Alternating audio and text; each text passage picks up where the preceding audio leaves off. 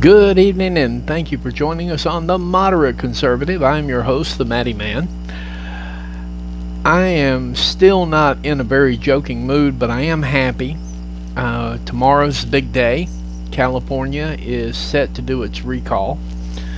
We are hoping for an elder win, and the Texas abortion law survives the Supreme Court. Now lawmakers are in a scramble. All this and much more tonight on The Moderate Conservative. Let's hit a few key facts here. First off, California is an absolute crap show. Everyone that lives in California that happens to lean left seems to think that, oh, this is going great. Why in the world do they want to get rid of Gavin Newsom? It's going great. He's got us wearing masks, getting shots, mandates. It's great. No, it's not. What is going on in California right now is a precursor to one of the biggest crap shows to hit this country since before the Revolutionary War. And King George decided, we're going to slap another tax on them. They're making good dough over there. Let's see if we can't bilk them for another couple of cents on the dollar. Except they're playing with lives. They're playing with futures, and they're playing with the Constitution. And if you play with the Constitution, that's just something I can't get with. I will allow you to be as dumb as you want to be. What I will not allow you to do is step all over my constitutional rights. And I don't even live in California, but I don't plan on changing that problem either. California has an opportunity at this point to elect a sensible leader or a sensible governor. I'm tired of calling politicians leaders. They work for us, not the other way around. But California has an opportunity now to undo some massive, problematic liberal activity. Now, will they do it? I don't know. The news on the ground seems to think that they will. Question is, who do they wind up with?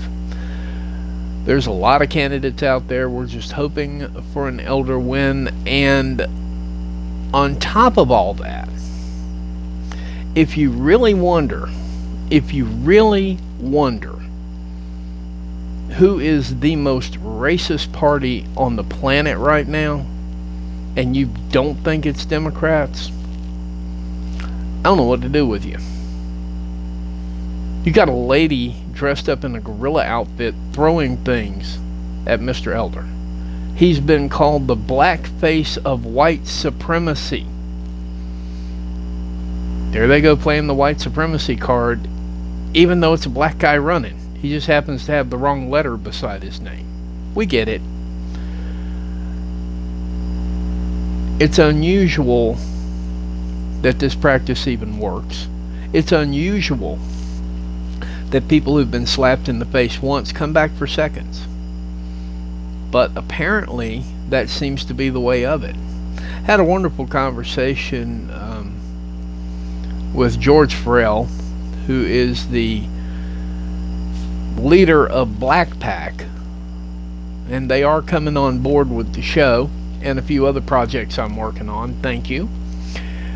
And he and I had quite a frank conversation about a lot of things, and a lot of things that are normally not good conversation to have between people that are two different races. But we had the conversation like one friend to another. We hit a few of the high points, we hit a few of the low points, and at no point in time was either one of us uncomfortable. That's the conversation we need to have as a country. Folks, you need to understand that Lyndon Baines Johnson did not pass civil rights because he felt bad for black people. He did not pass civil rights because he felt bad for minorities. He did not help pass civil rights because he felt bad for women. He helped pass civil rights because he'll have those folks and substitute the word folks with a very, very bad racial epithet voting Democrat for the next 200 years. And you know what? For the most part, he's right. Most black folks, up until a point in time, were voting Democrat. For the same reason, most old folks vote Democrat, because of FDR. You're not carrying the 80 and up generation because Democrats have the greatest policies in the world. You're carrying the 80 and up generation because Democrats didn't let them starve. That's why you're carrying it. They don't really care for your policies, and it's hard for some of them to sleep at night.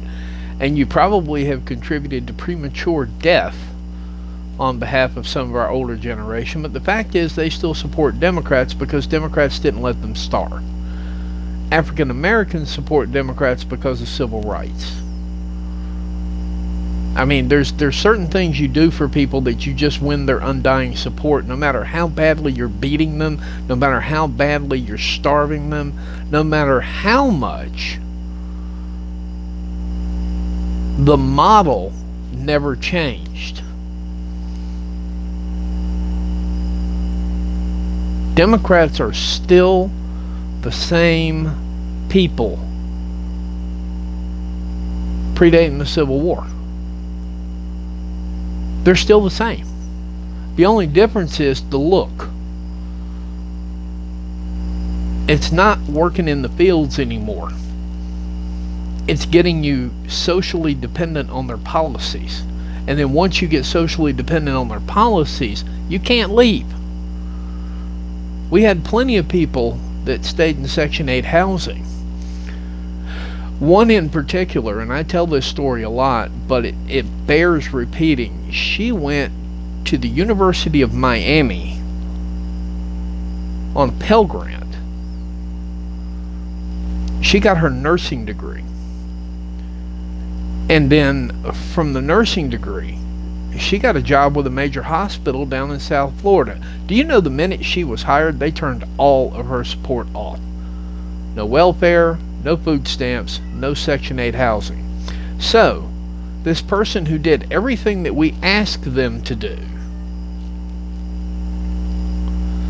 literally got thrown out in the cold because she did everything that we asked her to do. There aren't whips and chains anymore. It's your money and your livelihood. The model never changed. The presentation did. And I'm putting that out there because I really don't care. At this point, I really don't care who I offend. But the fact of the matter is, Democrats have not changed. They are still the same plantation-owning jackasses that they were before the Civil War. The only difference is now they'll cut your check off. They'll throw you out in the street. Freeze your food stamps. Unless you're nice and you do what you're asked to do. And that's just how it is. Don't like hearing that coming from me? Change the channel. I don't care. But at the same time, this notion that a black man is the black face of white supremacy is no different than cracking the whip. It really isn't. And it's time somebody steps up and says it and frames it for exactly what it is and not what we want it to be. Oh, you don't want to vote for him. He's a representation of everything you hate. No, he's not. No, he's not. But if they say it enough, the rule of 6, if you say it enough, it's going to catch on with somebody. I went and Mr. Farrell and I were having that conversation today, and I immediately brought up, 999. Herman Cain.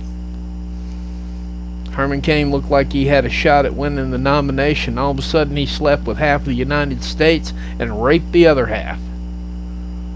Why? Because there's still that stigma behind that.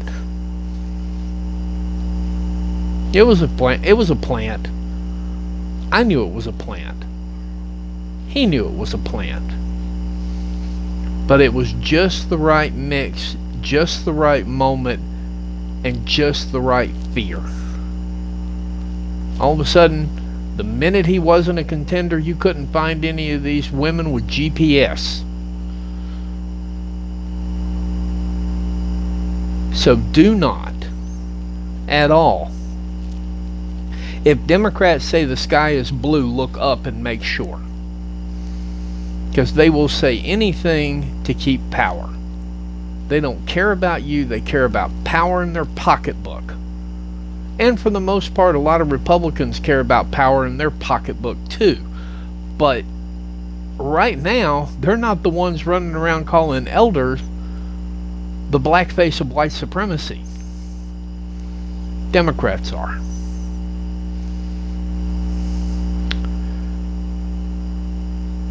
And from there, we're going to move on to the next stronghold, Texas.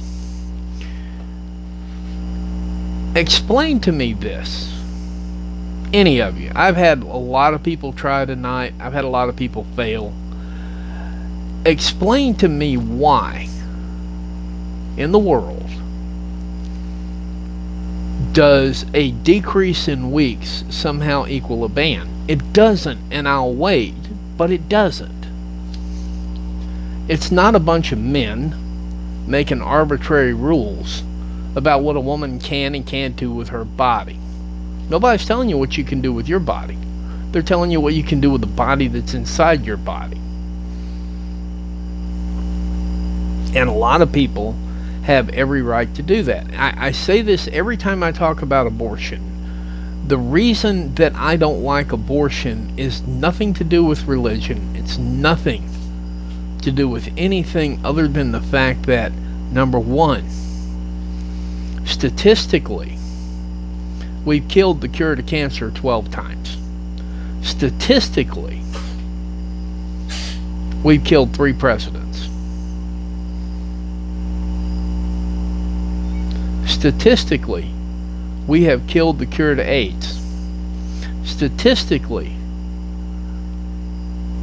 we have killed the key to peace. Statistically,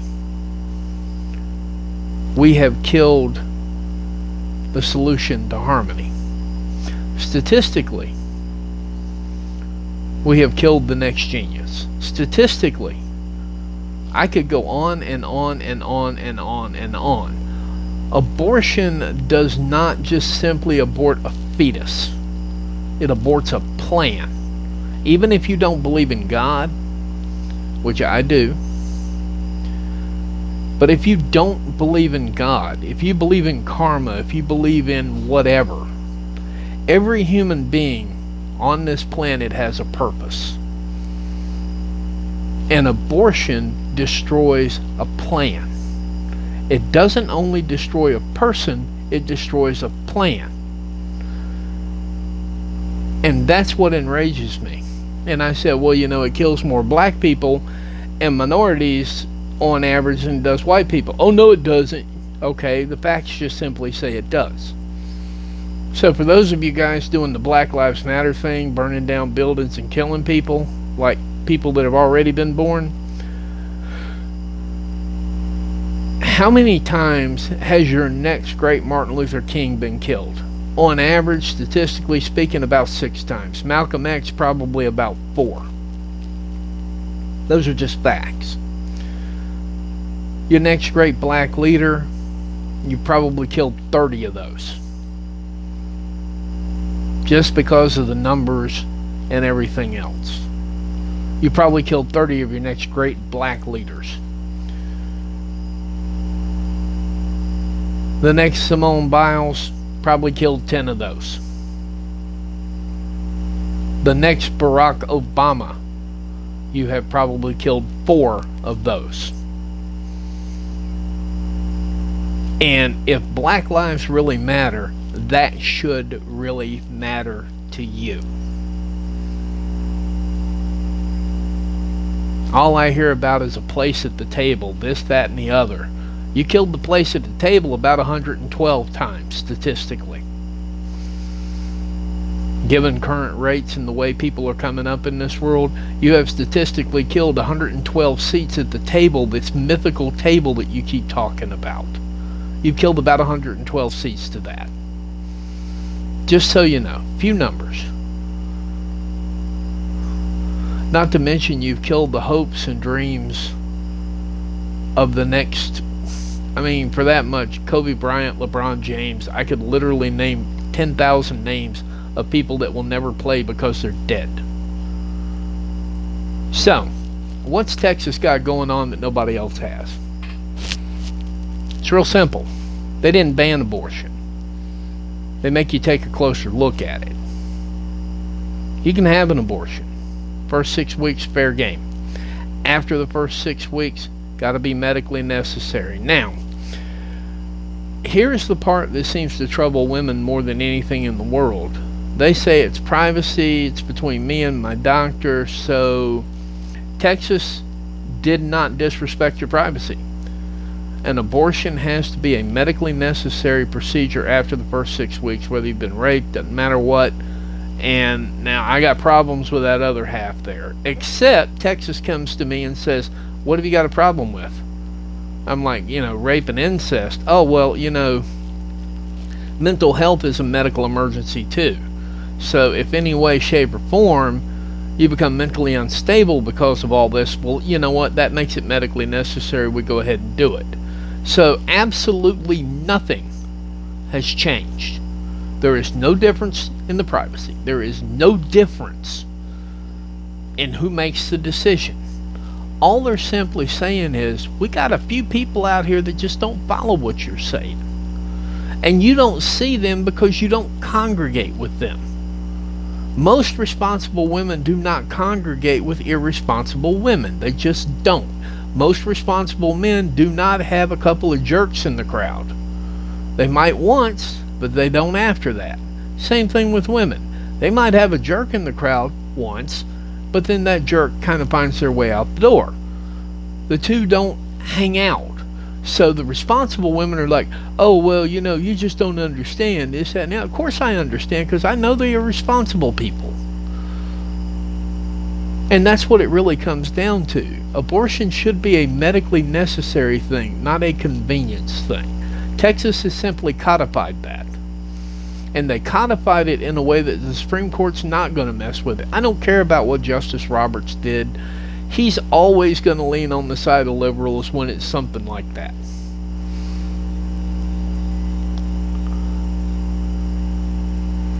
He did the whole liberal thing with Obamacare, the whole 9 yards. So I'm not really that concerned with where he's coming from. I don't care.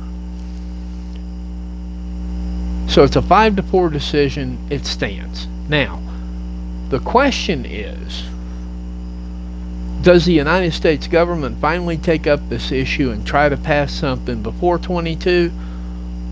I say they probably will give it a shot. They will not succeed. And Texas will stand as the precedent of the land. It will also stand as the precedent of the blueprint on how to write laws concerning abortion. Two problems here. Number one, women say, well, you are butting your nose into my right to choose. No, nobody's doing that. You have the right to choose, and you have like 50,000 reasons why you can do it. There's just 2 or 3 that you can't. And those 2 or 3 really don't matter, because if you're responsible, you're not going to do it in the first place. All that matters to is irresponsible women. So you can just go ahead and do that. So, it's the blueprint. But do you really think the entire United States is going to get on board? They're not. New York won't. California, I doubt will. Washington won't. Oregon won't. Nevada won't. I think South Dakota, couple other states in there, Vermont, Maine, and nobody cares about them because there's not enough people there. I doubt Alaska will get on board with this. They need all the bodies they can get, and they don't really have that kind of problem up there. The fact of the matter is the entire country is not going to do this, and I don't think the federal government can step in and codify Roe. Which brings me to my next segment. The SCOTUS does not make law. They don't. Even if they just struck it down, that doesn't mean Roe is the law of the land. It means it's the precedent of the land based on a law that was written back when. The SCOTUS does not write law. They don't. Stop pretending they do. If they struck down a marriage law, that doesn't mean gay marriage is legal. That's what we assumed. What it means is the law as written is unconstitutional. It doesn't make what it's written against all of a sudden constitutional. Because it just doesn't. It just makes it a gray area, and you really need to get in there and try to do what you can until somebody figures out how to codify it properly. The Supreme Court does not in any way, shape, or form write law. They look at a law and decide whether you can actually keep it. And if you can't keep it, that just means you go back, rewrite it, try again. Or you don't waste the resources trying to write it, and nobody just makes a law against it or for it. So if nothing's against it or for it, it's kind of a neutral situation. But that's where we're at with that. I probably have gone well over my usual time tonight, and I don't care because there's a lot going on here. Biden, my goodness, they let you out to talk again at the 9/11 memorial. I intentionally stayed away from all of this because I was literally talking to people when the towers went down. Literally, I was working with a group inside the building when communications got cut off. I turned the television on. There's a plane flying through the building. It's very personal to me. And for a bumbling idiot like Joe Biden, who has done nothing but bring division across this country since day one, to stand up there and say, oh, we need unity now more than ever. No, you need unity now more than ever. The rest of us are just fine not liking you. We're just fine. And I really would appreciate it if you quit bastardizing things that you were actually part of the problem on, not the solution. Okay? Quit pretending like all of a sudden because they slapped president beside your name that you knew what was going on and you were really for this and for that and you wanted to go get them. You didn't. You fought it tooth and nail. So stop trying to be important in a place where you're not important. Not at all. And for God's sakes, please put that thing up on a memorial holiday like that. I don't need to hear her lip either. She's already offended half of rural America. You've offended half of the African American and minority America. You guys are really batting 1,000 so far. I think the only thing you haven't pissed off yet is horses, and you're working on it. I'm pretty sure that given enough time, you will piss off horses at this point. And they're impossible to make angry. Just stop. President Trump, former President Trump, made a great showing in New York. Frankly, I think that was the highlight of the weekend. And it's not because I particularly like him, because I don't. There's a lot of things I don't like about President Trump. But the one thing he does do is he doesn't go through the pomp and circumstance and all this other garbage. He wasn't the president. He wasn't invited. He didn't go to the memorial. Liberals are like, oh, he didn't go to the memorial. Nobody wanted him there that was in power. And he wasn't going to show up, make a fool out of himself, and have all these people acting like idiots around him. He wasn't going to give it to them. So he just got in his car and he went downtown to New York City, stopped around a few places, signed a logbook, I got a link for that. It's absolutely beautiful. You know, he said, "I love you," the police department. Signed it, Donald J. Trump. Nobody signed it for him. He did. He drove himself around. Not really drove himself around, but you get the idea. I think he probably showed up a lot of liberals. And he visited Arlington. He visited the right places. He didn't hang out with a bunch of liberals patting themselves on the back, leaving their masks off until time for the photo op. I got a picture of that too. He just went down to the common person, to the people on the streets and the people doing the job, and said, "Thank you." Which is what a leader does. A leader leads. Leads by example. And he did the remarks last year, 9/11 Memorial, and then he still went down there and looked after the cops and the firefighters, because that's what leaders do. They don't stand there and go, "Oh, we need to have unity," and we do. We do need to have a 9/12. I would love to see a 9/12 America. Unfortunately, I don't think we'll have that anymore. I think right now we're tribal, and we're going to be tribal until one tribe figures out they've been had, and then by that time, it's probably going to be a lot of burned bridges, but I think we can put something back together. Either way, Biden had no business doing what he did the way he did.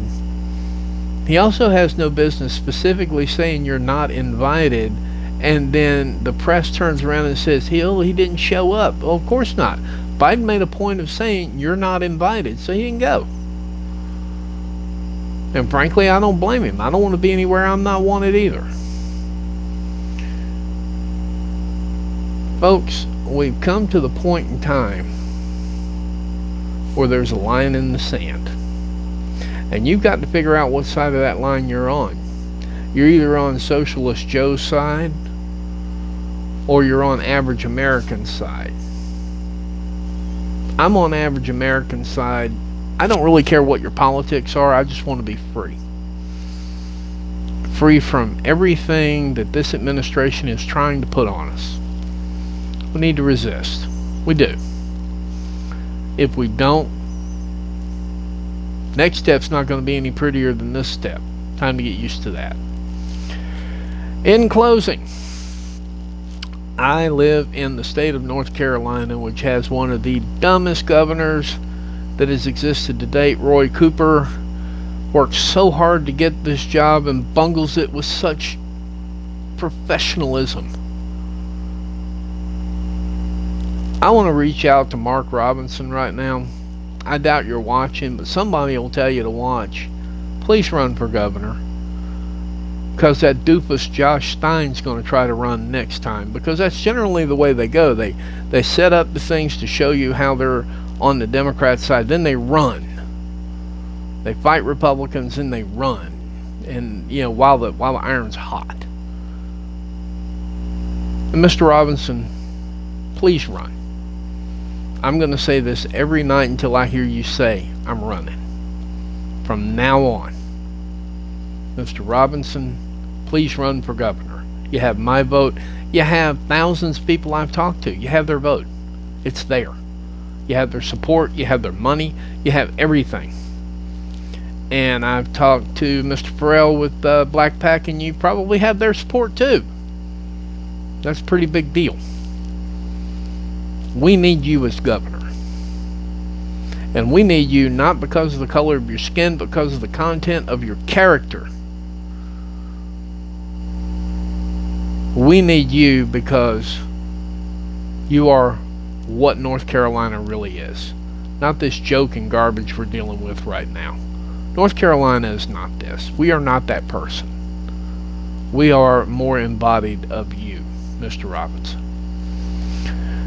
And that does it tonight for the Moderate American. I have gone the Moderate Conservative. I have gone way over my usual time, so I'm just going to simply say good night, America, wherever you are. God bless, and thank you to the good folks at Black Pack for jumping in, talking to me, and getting all our stuff straight. This is going to be an enjoyable experience because I believe wholeheartedly that the only way the Republican Party steps out is to accentuate and amplify the amount of minorities that believe in conservative values. And BlackPack is doing just that. That's enough for me tonight. I hope everyone has a blessed week, and good night, America, wherever you are.